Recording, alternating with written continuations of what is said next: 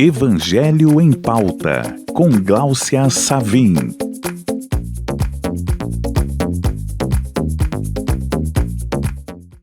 Olá, amigos do nosso Evangelho em Pauta. Hoje nós voltamos aqui com o nosso Evangelho para falar sobre a perda de pessoas queridas. É um tema que está no capítulo 5, item 21 do nosso Evangelho. Já dando um spoiler ali para o final da história, a gente pode dizer que até hoje ninguém morreu. O Espiritismo nos traz essa compreensão que alguns sábios da antiguidade já tinham. Sócrates, por exemplo, ao ser condenado a uma prisão injusta e a pena de morte, ele se recusou a fugir da prisão por saber que a sua alma e as suas ideias eram imortais. E os espíritos, vêm e nos contam, Nos contam o quê? Nos contam que eles não morreram, que eles estão num outro plano e que o que acabou acontecendo foi talvez uma suspensão, naquele relacionamento mais próximo que nós tínhamos com eles, mas não é uma perda na verdade. E a gente mesmo espíritas,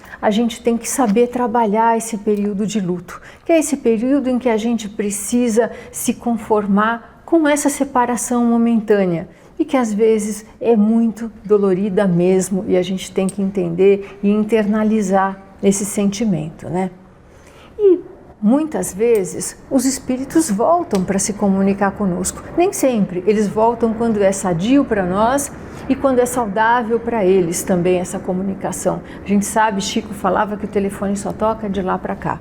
E por que isso?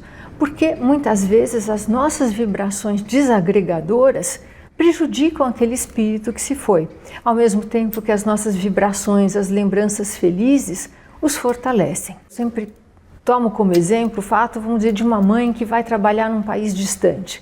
E aí ela liga para o filho à noite e o filho chora e fala: mãe, por favor, volta, volta. E ela não pode voltar. Então imagina como é que fica o coração dessa mãezinha ao desligar o telefone, E a mesma coisa acontece com os nossos entes queridos, Eles também sentem a nossa falta, assim como nós a deles.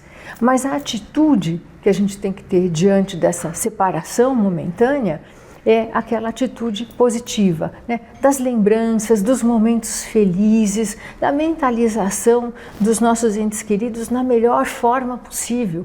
A gente deve deixar de lado, aquelas lembranças dos últimos momentos, que muitas vezes são dolorosas, tanto para nós quanto para eles. O desencarne, assim como o nascimento, eles são provocados pelo próprio espírito, Não foi Deus quem quis, foi o espírito que escolheu, Escolheu como?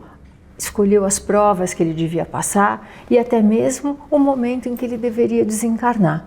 Então a gente deve respeitar também o momento do desencarne como uma escolha daquele espírito que se foi. E eu termino aqui trazendo uma lição do Rabino Sobel, que tinha uma historinha que eu acho muito bacana. Ele fazia uma analogia com um navio que está deixando o porto.